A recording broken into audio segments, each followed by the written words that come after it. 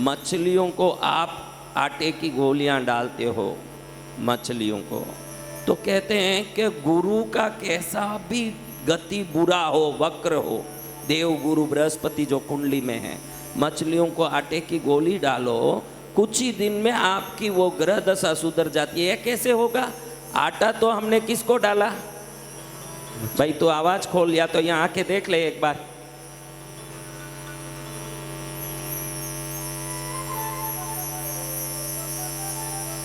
ये कैसे होगा भाई? मछली को आप दाना डाल रहे हो और आपका देवगुरु ठीक हो जाए, ये कैसे होगा?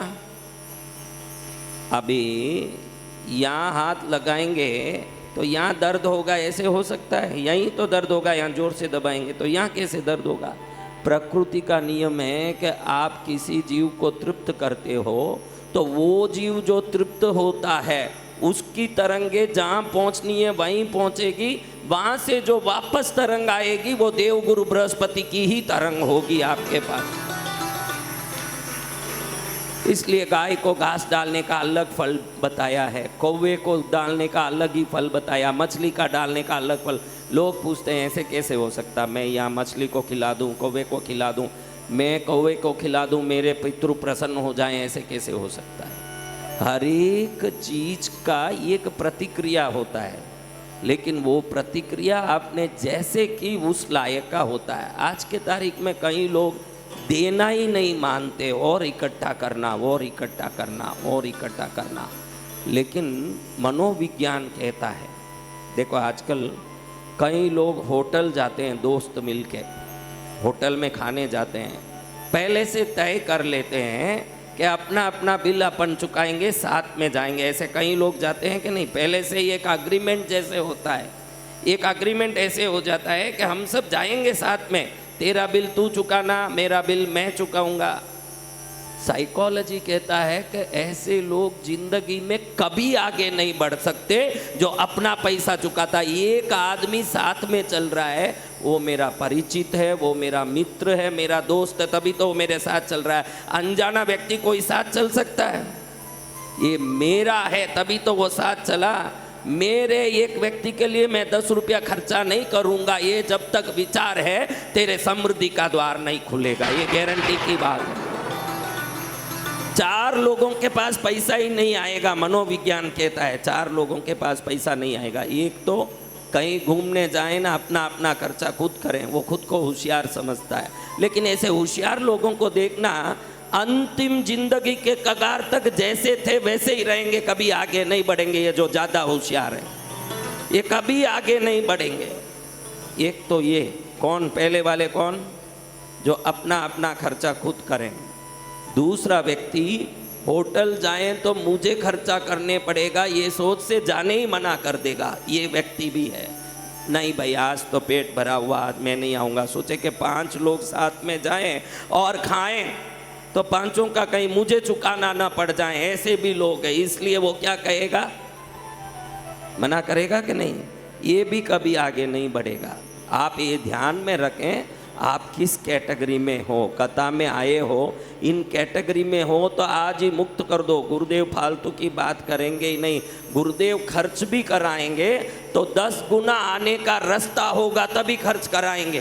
जय जय गुरुदेव। नहीं तो गुरुदेव फालतू में खर्च कराएंगे ही नहीं। सत्य वचन गुरुदेव। पहला आदमी वो जो कहीं भी जाए तो मेरा जितना है मैं चुकाऊंगा, तेरा तू चुकाना। ऐसे आप में कहीं बैठे हैं, ऐसे आप में कहीं बैठे हैं, तेरा तू खर्च ले, मेरा मैं खर्च ले। जो तेरा मेरा करता है वो बड़ा आदमी नहीं बन सकता। दिल जब खोल देता है तो प्रकृति उसके लिए खजाने का द्वार खोल देती है, ये नियम है। जय जय गुरुदेव। तेरा मेरा कोई भी आदमी बता जो तेरा मेरा करे लेकिन अंबानी बना है, ऐसा एक आदमी बता दें जो तेरा मेरा करता है, अदानी बन गया भाई, बड़ा आदमी बन गया। तेरा मेरा जो मूत में मछली पकड़ेगा वो मरा हुआ मछली पकड़ेगा, कभी कुछ नहीं कर पाएगा। मछली पकड़ना तो समुद्र में तू एक इडली डोसा में क्या बचा लेगा किसी को खिला के। बचाना हो तो 10,000 करोड़ बचने की कोई तरीका हो तो ढूंढ। एक आदमी को खिला के तू 50 रुपया बचा देगा, उस 50 से तो तू कभी सुधर नहीं सकेगा जीवन में। मैंने 2 व्यक्ति बताए। पहला व्यक्ति तो वो जो हर बात में तेरा हिसाब मेरा हिसाब अलग अलग ऐसे कहता है। क्या कहता है? अलग अलग। मुश्किल है भाई, इसमें बोलना मुश्किल है। और ये दो भाई आए हैं, कुछ भी कहें राम जाने, इनको कौन समझाएगा, कुछ मुश्किल का काम है। कल अच्छा ही, अभी खराब ही रोज होता तो बात अलग, भाई खराब है कह सकते हैं। कल अच्छा ही सुनाई दे रहा था कि मनमानी करेंगे।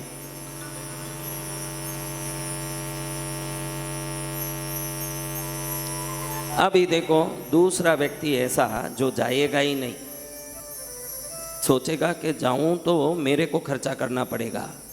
तीसरा व्यक्ति को मालूम पड़ गया, तीसरा कौन? जिसको मालूम पड़ गया कि ये खिलाएगा, ये आज पैसा देने वाला है तो डबल खाने वाला, ये तीसरा आदमी है। उधर जाके जो रोज नहीं खाएगा वो चीज़ भी ऑर्डर देगा। आज तो होटल में पराठे बहुत अच्छे बने हैं, आज होटल में पनीर की पालक अच्छी बनी है, ऐसे यानी समझ लेने का फोगटिया है, इसको फोगट के मजे लेने हैं। ये भी कभी बड़ा नहीं बनेगा। कौन कौन इसमें, आप कौन कौन हो देख लो, तरासो। अगर ऐसा कुछ है तो आज ये गुण सुधार दो, क्योंकि जब तक हम पैसे संबंधी बातों का हिसाब किताब करेंगे, प्रकृति भी आपको देने के लिए हिसाब किताब करती ही रहेगी, बराबर व्यवस्थित करेगी प्रकृति। जब तक आप हिसाब किताब करते हो, प्रकृति भी करेगी वो हिसाब किताब। जैसे आप हो वैसा आपका जीवन होगा, जैसे आपके विचार हैं वैसे आप समृद्धि और सुख प्राप्त करोगे। ज़्यादा होशियारी दिखाओगे समृद्धि में। आज तक इस दुनिया में जो भोलेपन से खर्च किए वही बड़े आदमी बने हैं। ये होशियारी से कंजूसी किया वो बड़े आदमी बने नहीं। जो भोलेपन से खर्च किए वो बड़े आदमी बन गए। जो कंजूसी करके समेट समेट के रखा वो जहाँ है वहीं बैठा है। या तो वो आगे नहीं बढ़ेगा या बढ़ा तो भी वो धन उसको सुख नहीं देगा। दोनों में एक बात गारंटी है, खाली धन चाहिए कि सुख भी चाहिए।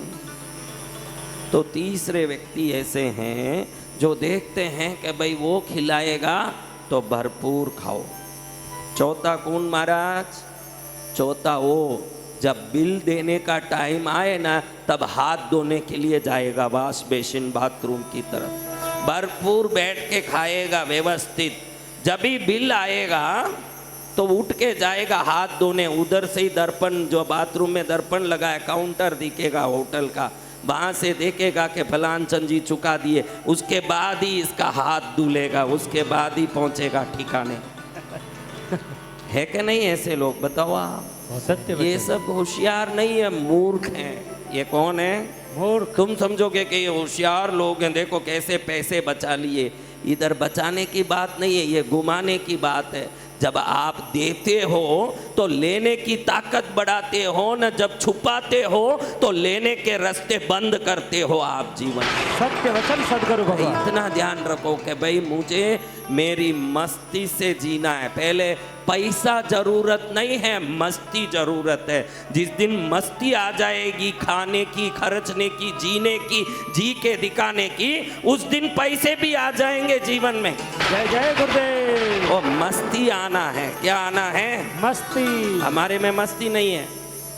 वो 100 रुपए को बचाने के चक्कर में इतनी छाती गट करते हैं कि रोम रोम बंद हो जाते हैं। जब ये रोम द्वार अपनी होशियारी से बंद हो जाते हैं, समृद्धि के दरवाजे भी बंद हो जाते हैं। समझ रहे हो मेरी बात?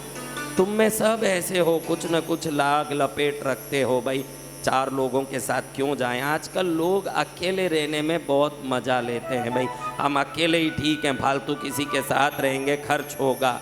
लेकिन 10 लोगों के लिए खर्च करने की जिस दिन मन में आ गई तो 1000 लोगों के लिए खर्च करने की ताकत भगवान आपको दे देंगे उस दिन। मैं देखो कितना भंडारा करता हूँ, आपने देखा होगा पिछले 1 साल में कम से कम 5 करोड़ लोग खाए होंगे। काशी में जब प्रोग्राम किया आपने देखा होगा, रोज 80,000 से 1 लाख लोग तो रोज खा रहे थे। हमने किसी से पैसा थोड़ी लिया। 5 करोड़ लोग खाए होंगे, 5 पैसा मांगना नहीं पड़ा, अपने आप आता है, अपने आप आता है। जब देने लगोगे तो आएगा। पकड़ने लगोगे तो जाएगा। ये ध्यान रखने जैसी बात है कि मेरे जीवन में कैसे जी रहा हूँ। आपको बहुत जरूरी है जीवन जीने का तरीका। आज मैं यही सोचा कि इनको समझाऊंगा कि देना शुरू करो, देना शुरू करो। कैसे कैसे दूँ? अभी आपको मैंने ये नहीं बोला। देखो, जापान में एक संत हुए, जापानी जैन संत। जैन बुद्धिज्म एक अलग है। बुद्धिस्टों में अलग अलग सिद्धांत हैं, उसमें एक जैन बुद्धिज्म है, ZEN जैन। क्योंकि अभी इतने समझदार भी नहीं आए सभा में, कैसे बोलूं ऐसे मेरे को समझ आ जाता है, परेशान होता हूँ। अभी आप देखो महाराज कि ये जैन बुद्धिज्म में एक साधु ऐसे हुए हैं, बड़े त्यागी, बड़े महात्मा, बड़े यूं नामचीन जापान के। रोड में कोई भी जावे, ये रास्ते में जा रहे हैं तो उससे 1 पैसा मांगे। क्या मांगे? कोई भी जाए 1 पैसा मांगे, कोई भी जाए 1 पैसा मांगे, हर एक से 1 पैसा मांगे। अभी एक दिन लोगों ने कहा, महाराज आप तो बड़े ज्ञानी हो, गुणी हो, बड़े संत पुरुष हो, त्यागी हो, आप तो कोई वस्तु रखते ही नहीं हो, फिर इनसे पैसा मांग के 1-1 पैसा एकत्रित क्यों करते हो? ये पैसा इकट्ठा करने का आपको क्यों भूत सवार हुआ है? तो महाराज कहते हैं, वो बुद्ध सन्यासी कहते हैं, भाई इनसे पैसा मांग के मैं कहाँ पैसा इकट्ठा कर रहा हूँ। ये लोग सोच रहे हैं कि पैसा रखने से पैसा बढ़ता है। मैं इनसे 1-1 पैसा लेके इनका पैसा बढ़वा रहा हूँ, क्योंकि ये देना सीखेंगे तब बढ़ेगा, ये देंगे तब बढ़ेगा, और ये देंगे नहीं तो वैसे ही रह जाएगा। तो मैं आशीर्वाद ऐसे कैसे दूं? इसलिए मैं आशीर्वाद देने के लिए इनसे पैसा लेता हूं। जब भी ये देते हैं इनकी समृद्धि बढ़ती है, और ऐसे मैं इनका समृद्धि बढ़वा रहा हूं, ऐसे बोलते हैं वो संत। क्या कर रहे हैं? वो पैसा ले नहीं रहे, उनको अनंत गुना बनने का आशीर्वाद दे रहे हैं। वो ऐसे कह रहे हैं, क्या कह रहे हैं? हाँ, आशीर्वाद देने से देने से देने से। देखो, हमारे दक्षिण में एक कलाकार हुए हैं, बहुत प्रसिद्ध है, उनका नाम था NS कृष्ण। बड़े पुराने चित्रों के कॉमेडियन हुए हैं। आज उनके नाम में तमिलनाडु गवर्नमेंट ने बड़े बड़े इमारत, बड़ी बड़ी प्रतिमाएं बना के लगाई है। क्या वो बड़े कलाकार थे इसलिए लगाई? बड़े दानी थे वो है, कोई भी सामने आके खाली नहीं जा सकता था। किसी कारण से किसी शत्रु ने उनको षड्यंत्र से कोई हत्या केस में फंसा दिया। करोड़ों कमाने वाला कलाकार था, लेकिन जेल में जाना पड़ा तो मुकदमे में, वकीलों में, मुवक्किलों में पूरा खर्चा करके दिवालिया निकल गया। जब वो जेल से वापस लौटा हुआ आदमी, हाथ में कुछ नहीं था, उधारी हो गई, उल्टा हो गया। जो करोड़ों में खेलने वाला प्रसिद्ध कलाकार था, गली में आके खड़ने की नौबत आ गई। घर में बैठा है, पत्नी पास में खड़ी है। पत्नी ध्यान रखे कि ये आदमी बड़ा देने वाला है, कहीं उल्टा सीधा दे के और नुकसान न कर दें। पत्नी पास में ही खड़े, ध्यान दें। एक आदमी आया, अंदर घुस के कहता है, साहब 100 रुपये की तकलीफ है, 100 रुपये दीजिए ना। अब ये खुद ही डूबा हुआ है, जेल जाके आया है, करोड़ों रुपया जेल में खर्चा कर दिया, नुकसान हो गया, एकदम इतना दुखी है कि पूछिए मत उसके मन की दुख की हालत। क्योंकि वर्षों तो जेल में बिताए पड़े, पैसे तो गए ही, इज्जत भी गया, कोई पूछने वाला नहीं, दुनिया भर के शत्रु। अब उसका मन कैसा होगा महाराज? अब उस समय में आप हो उस जगह और कोई आके पैसा मांगने आए तो आप क्या बोलोगे महाराज? बोलिए, क्या बोलोगे? जा भाई, मैं ही मिला तुझे, पैसा मांगने जा, रास्ता देख, मैं ही अपने ठिकाने हूँ, बोलोगे कि नहीं? ये सोचे कि 100 रुपया तो देना है, कैसे भी दे दूँ। 100 रुपये का क्या है, कैसे भी दे दूंगा 100 रुपये। तो मेरा गर्दन काटना पड़े तो चले, लेकिन मांगने कोई गरीब आया उसको मना कैसे करूं, ऐसे सोचता है। लेकिन पास में पत्नी खड़ी है, वो देने नहीं देगी। वो भी बहुत बड़ी एक्ट्रेस थी, कन्नाम्बा करके, बहुत बड़ी, मधुरम उसका नाम था, मधुरम लेडी। पति पत्नी दोनों एक्टर थे, बहुत प्रसिद्ध दक्षिण के। तो देखे कि पत्नी देने नहीं देगी, अब कैसे करें? उस आदमी को इन्होंने बोला, देख भाई, पैसे तो नहीं है, लेकिन मैं कचरा डब्बा है ना, इसको बाहर डाल के, कचरा डाल के, बराबर देख के डालना, कचरा डाल के जा तू, ऐसे वो सोचे 100 रुपया मांगने आया, 100 तो दिया नहीं, मेरे से कचरा डलवाएगा, बड़े गुस्से से। लेकिन अब बोला है तो क्या करें, ये कचरा डब्बी ले जाके बाहर उंडेला बोला था कि देख के डालना, देखा तो उसमें 100 रुपये का नोट डाल के बाहर भेजा था। पत्नी को भी मालूम ना पड़े लेकिन दान देना ही है। ऐसे लोगों की कहानी, वो मर के कहीं 50 साल हो गए, आज भी अमर हो गया नाम, इसलिए मैं ये सभा में बता रहा हूँ। अगर अमर नहीं होता वो नाम, उसका उल्लेख कौन करता भाई? जेब में रखे हुए कंजूसों की गुणगान नहीं की जाती, ऐसे लोगों की गुणगान होती है जो खुद को खाने तकलीफ पड़े लेकिन 100 रुपया कचरा डब्बी में डाल के भेज दिया। उसका नाम देखो आज भी लिया जाता है। देते हैं तो मिलता है, जरूरी नहीं कि वो पैसे के रूप में ही वापस मिलेगा। वो मर गया है, आज भी यश के रूप में उसके दिए हुए पैसे वापस मिल रहे हैं, हम जैसों के मुख से शब्द बन के मिल रहे हैं। आज भी मिल रहा है वो ब्याज। कब का मर चुका होगा, कब का खत्म हो चुका होगा व्हाइट एंड ब्लैक पिक्चर का आदमी, अब कहाँ रहेगा वो ब्लैक एंड व्हाइट पिक्चरों में एक्ट करने वाले आदमी का। आज तक वो 100 रुपये की बात चल रही है, यानी कितना ब्याज मिल चुका होगा उसको, देखो दिए हुए का।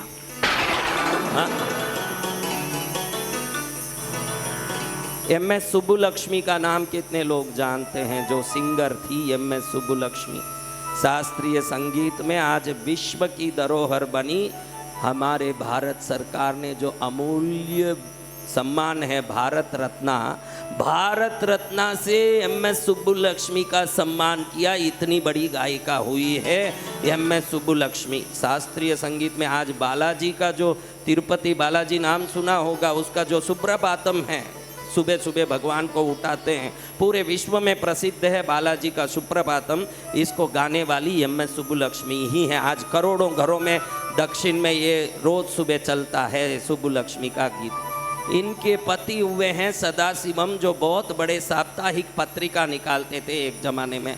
साप्ताहिक पत्रिका निकालते समय इतना नुकसान हो गया कि पत्रिका कैसे चलाएं, ऐसा हो गया हालत। लेकिन पत्रिका बंद कर दें तो करोड़ों का नुकसान हो जाए, चलाएं तो हर हफ्ते लाखों का उधारी लेना पड़े। तो उधारी ले लेके चला रहे थे। कब डूब जाएंगे कोई गारंटी नहीं, कब डूब जाएंगे, कब क्या होगा कोई गारंटी नहीं। हर हफ्ते लाखों रुपया, आज से 50 साल पहले उधारी लेके पत्रिका चला रहे थे। कितना उधारी? एक दिन उनके ऑफिस में उनके काम करने वाला एक कर्मचारी आके सदाशिवम को नमस्कार करता है। भाई साहब, मेरी बेटी की शादी है, आप 50,000 देंगे तो मेरी घर की शादी अच्छे से हो जाएगी। आपके यहाँ 15 वर्षों से काम करता हूँ, आपके भरोसे ही हूँ साहब। सदाशिवम ने अपने अकाउंटेंट को बुलाया, अकाउंटेंट को बुला के बोला इसको 50,000 दे दीजिए।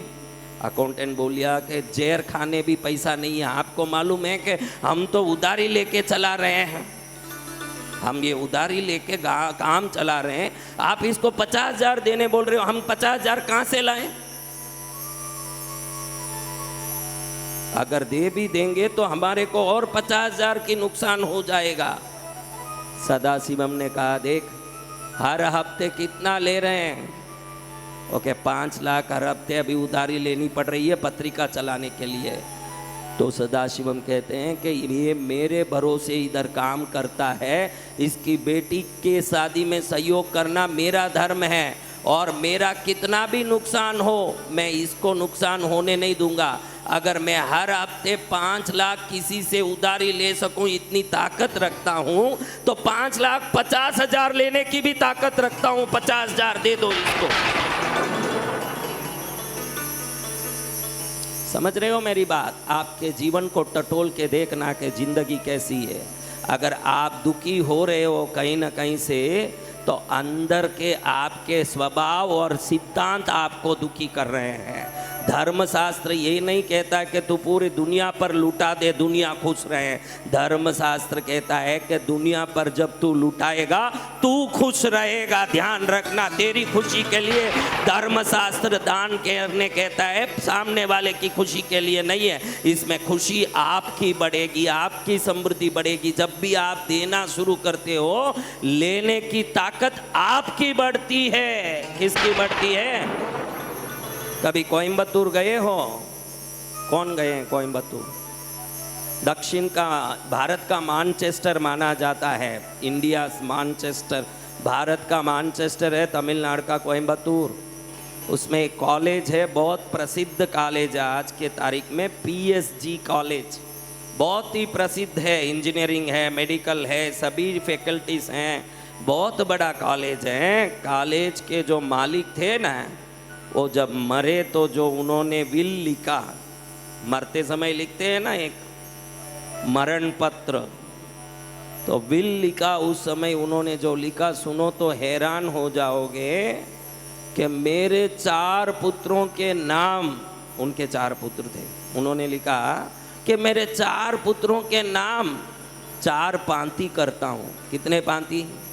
मेरे धन के पांति करने हैं भाई, 4 पुत्र है, 4 पांति, लेकिन मेरे साथ चलने वाले धर्म एक पुत्र है मेरा, उसके नाम एक पांति करता हूं। मेरा एक पांति धर्म में खर्चा होगा, ये मेरी इच्छा है।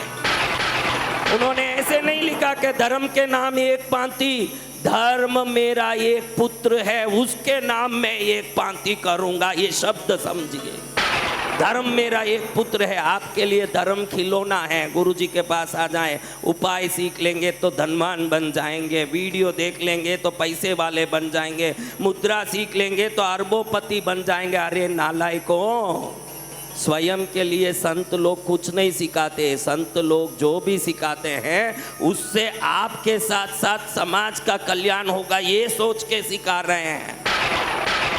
तुझे स्वार्थी बनने गुरुदेव कुछ नहीं सिखा सकते। ऐसे स्वार्थी बनाएंगे तो फिर हमारा संत चोला खराब हो जाएगा तुमको स्वार्थी बनाने। लेकिन आते ही स्वार्थी हैं भाई, हमको ये मुद्रा मिल जाएगी, ये मंत्र मिल जाएगा, ये चीज़ें मिल जाएगी, हम कुछ बन जाएंगे। तुम कुछ बन तभी पाओगे जब तुम कुछ दे पाओगे, फिर कुछ बन पाओगे तुम जीवन में।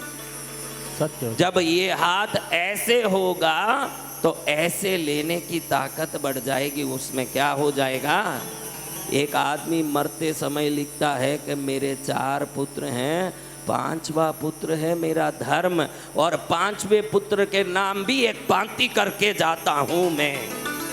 क्या करके जाता हूं? आप भी आज ये प्रेरणा ले लो, जब जिस दिन शरीर छुट्टी होगी ना, आगे के रास्ते में जाने का भाते के रूप में धर्म के नाम भी कुछ करके जाना, जीवन सफल होगा।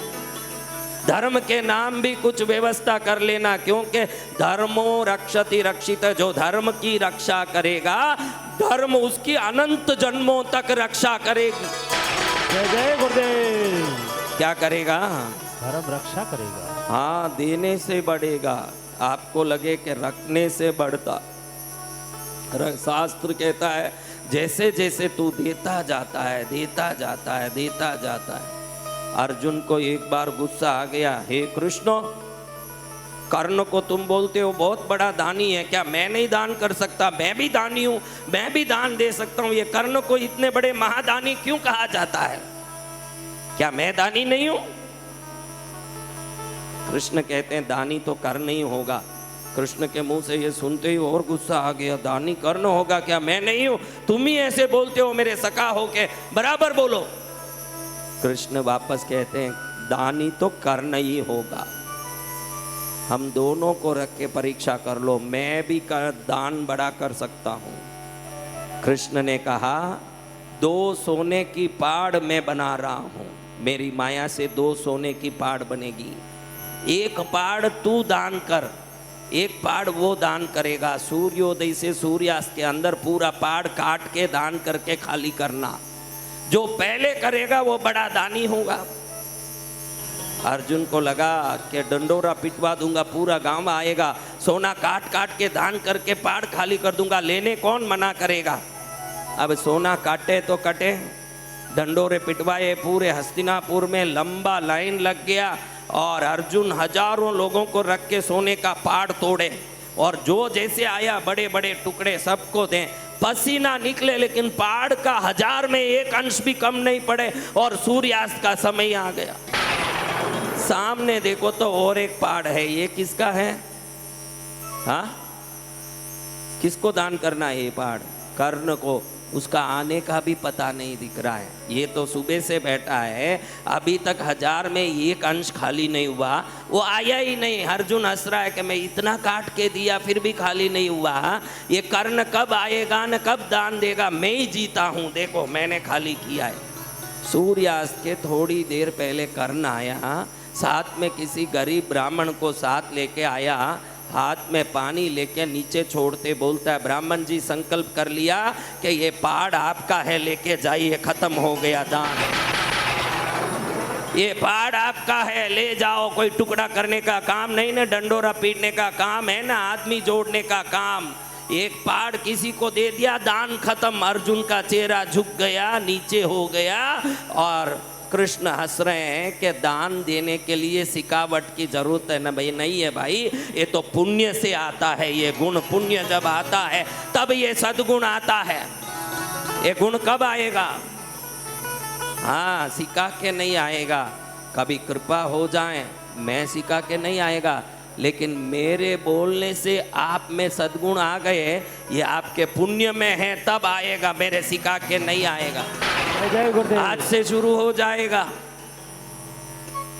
खुद को बढ़ाने के चक्कर में खूब धक्का खाएं, खूब धक्का खाएं। जापान में एक मछली है, जापानी मछली बहुत प्रसिद्ध है। वो मछली में ये गुण है, अभी देखो मछलियों की लंबाई चौड़ाई तो एक निर्धारित होती है कि नहीं भाई, आधा फुट की मछली तो आधा फुट रहेगी, 1 फुट की मछली तो 1 फुट रहेगी, 2 फुट की मछली तो 2 फुट रहेगी, 3 फुट की मछली तो 3 फुट। ये जापानी मछली ऐसी है, आप छोटे टैंक में रखो तो जितना टैंक है उतना बढ़ेगा, उससे ज़्यादा उसको चिंता नहीं, ना उसको दुख है। बड़े में डालो बड़ा बनेगा, समुद्र में तालाब में डालो, वहाँ जितना बड़ा हो उतना बड़ा बनेगा। आज का मनुष्य इस मछली की तरह ही है। वो सद्गुण सत्संग नहीं होने के कारण, श्रेष्ठ शास्त्रों का ज्ञान नहीं होने के कारण छोटे टैंक की मछली की तरह फंसा हुआ है, उसके अंदर दम नहीं है। जब ज्ञान आएगा, देखो ये मछली जब बड़ी जगह गई कैसी हो गई, कैसी हो गई? खूब टक्कर खाएं, ऐसे कर दें वैसे कर दें। मैं सबको हरदम कहता हूँ कि आज जिस स्थिति में है ना, उस स्थिति से 1000 गुना छलांग मारने की कोशिश मत कर। ईश्वर ने तुझे सब शक्ति दिया है, इतनी शक्ति तू चाहे जो बन सकता है, ठीक है, लेकिन 100वें मंजिल से कूदेगा तो क्या होगा हमारा? अभी आप लोगों का सपना है ना अंबानी बन जाना, अदानी बन जाना, है कि नहीं? बोलो। तो क्या कल सुबह अंबानी बन जाने जितने आपके पास कांटेक्ट, समृद्धि, सभी प्रकार की सामर्थ्य है क्या? तो हमारा शास्त्र कहता है, अभी देखो मैं सरलता से समझाऊं कि कोई डॉक्टर कहता है, कोई डॉक्टर, कोई एकदम पेशेंट हिल भी नहीं सकता, बिल्कुल हिल भी नहीं सकता, ऐसे पड़ा है, उसको डॉक्टर कहें कि कल से इसको 10 किलोमीटर रनिंग कराओ, तो करेगा? तो आपका यही काम है, आज की गति से अंबानी बनना, यानी पलंग पर पड़ा हुआ 10 किलोमीटर का रनिंग करना, है कि नहीं? तो इतनी उल्टी कल्पना मत करो, इससे कभी नहीं आगे बढ़ोगे। तो क्या करना, क्या है? करना ये है, अगर ऐसे ही पड़े हो तो पहले हाथ पैर हिलाना शुरू करो, थोड़ा आगे बढ़ो। अगर हाथ पैर हिलने शुरू हो गए, थोड़ा सा पलंग पर बैठने की कोशिश करो। अगर पलंग पर बैठना शुरू हो गया, सोफे पर बैठने, कुर्सी पर बैठना शुरू करो। जब कुर्सी पर बैठने जितने सामर्थ्यान हो गए, खड़े होने की कोशिश करो, और जब खड़े होने जितनी कोशिश हो गई, चलने की कोशिश करो, और जब चलने जितना सामर्थ्य आ गया, दौड़ने की कोशिश करो, और जब दौड़ने जितनी सामर्थ्य आ गई तो 10 किलोमीटर की दौड़ भी लगा लोगे। ये तरीका है। जय जय गुरुदेव। आज ये नहीं कहता आपको कि 10 करोड़ रुपया दान कर दो, 10 रुपये 5 रुपये रोज दान करना शुरू करो। कितना? 10 रुपए 5 रुपये दान नहीं कर सकते ऐसे कोई यहाँ नहीं है। महीने का 150 खर्च नहीं सकता ऐसा यहाँ कोई बैठा ही नहीं है। ऑटो रिक्शा वाला भी यहाँ से वहाँ जाने आजकल 100-150 रुपया लेता है, उसमें से 5 रुपया खर्च नहीं सकता। तो 5 रुपया तो कोई खर्च सकता है। आप में ऐसा कोई व्यक्ति नहीं है जो नियमित रोज दान करता हो। रोज खाने वाले कितने हैं नियमित? महाराज जितने बैठे हैं सगले ही नियमित खाते हैं, नियमित सोते हैं। हमको नियमित हमारे मन मुताबिक जीना है, खाना सोना फिरना। नियमित धर्म को नहीं श्रवण करना, नियमित धर्म का आचरण नहीं करना। जिस दिन नियमित धर्म को संभालोगे, धर्म नियमित रूप से आपको संभालना शुरू कर देगा। उस दिन धर्म आपको संभालेगा। आप धर्म को संभालो तब तो हो। 5 रुपया भी रोज दान करे तब तो हो। महाराज जी कल कोई आके मेरे को बोल रहा है, कोई बाहर का था, जमीन का व्यापार करता है। मेरे को तो क्या बोलेगा, मेरे पास कोई नहीं आ सकते। मेरे लोगों को बोल रहा है कि हमारे काम फंसे हुए हैं, अगर काम हो जाए तो महाराज जी का हमारे गांव में 10 करोड़ की कथा कराएं। अरे भाई तुझे कौन सोए हुए को उठ के 10 किलोमीटर कूदने बोल रहे हैं? पहले सोया हुआ है तो थोड़ा हिल के तो दिखा, उठ के बैठ के तो दिखा। आज की स्थिति से 5 रुपया भी दान करके दिखा। 50 करोड़ कराने की ताकत भगवान तो देख लेंगे कि कब देगा। जय जय गुरुदेव। तू आज 500 रुपया रख के 5 नहीं दे सकता। तेरी क्या गारंटी है कि तुझे 500 करोड़ आने के बाद तू कुछ करेगा? तेरे पास टाइम कहाँ रहेगा फिर कुछ करने के लिए? सत्य वचन सदगुरु भगवान। कब करेंगे हम सत्य कार्य, श्रेष्ठ कार्य कब करेंगे? थोड़ा आगे बढ़ना है। जहाँ भी आप खड़े हो आज थोड़ा आगे बढ़ना है। क्या करते हो आप में? क्या नियम है? बराबर रोज गाय को घास डालने वाले 30 दिन कौन है?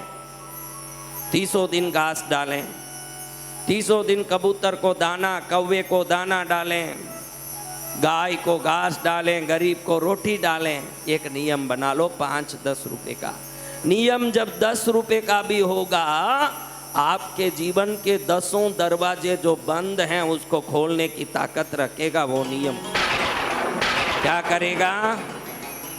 क्या करेगा? ऐसे लोग हैं भाई, देखो लोग आप सुनोगे तो आश्चर्य में पड़ जाओगे कि ऐसे ऐसे त्यागी इस संसार में हैं। केले का झाड़ देखा है आपने? केले का झाड़, अगला झाड़ कब आता है बताइए? केले का अगला झाड़ कैसे आता है? पहला कटता है, वो स्वयं कट के अपने संतान को जीवन देता है। आपको इतना भी नहीं कहता कि तू मर के अपनी संतान को आगे बढ़ा। जिंदा है थोड़ी राई जितनी भी सेवा कर ले, ऐसे बोलता हूँ। जिंदा है थोड़ा राई जितनी सेवा कर ले, केले का झाड़ बन जाएगा। तो कल्याण है। देखो भगत सिंह जी हुए, कोई भगत सिंह जी हुए हैं? उन्होंने अपने बच्चों के लिए फांसी खा ली, सही है? बच्चों के लिए, पत्नी के लिए फांसी खा ली, सही है? हाँ, अपना धंधा बढ़ाना था इसलिए फांसी खा ली, सही है? उधारी बहुत हो गई इसलिए फांसी, या तो पेपर में आता उधारी बहुत हो गई फांसी खा लिया। पत्नी से लड़ाई हो गई फांसी खा लिया। अरे वो भगत सिंह से थोड़ा सा अपने लिए उदाहरण ले लो। उनको कोई लेना देना नहीं, कोई उधारी नहीं, कोई पत्नी से लड़ाई नहीं, कोई संसार से लेना देना। मेरी भारत माता आजाद हो जाए, पूरे भारत के लिए उन्होंने प्राण दे दिया, दे दिया। आप दे दो थोड़ा, एक उंगली दे दो, मेरे प्राण नहीं चाहिए, एक एक उंगली दे दो। जितने कथा में आए हो सब भारत के नाम से एक एक उंगली दे दो। नख दे दोगे ज़्यादा से ज़्यादा, ये लो नख हमारा ले लो, कल सुबह काटना ही था यहीं काट के फेंक के जाएं। हाँ, हमारे पास त्याग नाम का कोई चीज नहीं, स्वार्थ नाम का पूरा चीज भरा है। और दुनिया भर के भगत का चोला पहन के पहुंच जाएं सब जगह। हाँ, यही चोला है, भगतों का चोला ऐसा होता है। भगत खाली धर्म को जानता नहीं है, धर्म को करता भी है, वही भगत है। जय जय गुरुदेव। धर्म को जानने वाला भगत नहीं है, धर्म को करने वाला भगत है।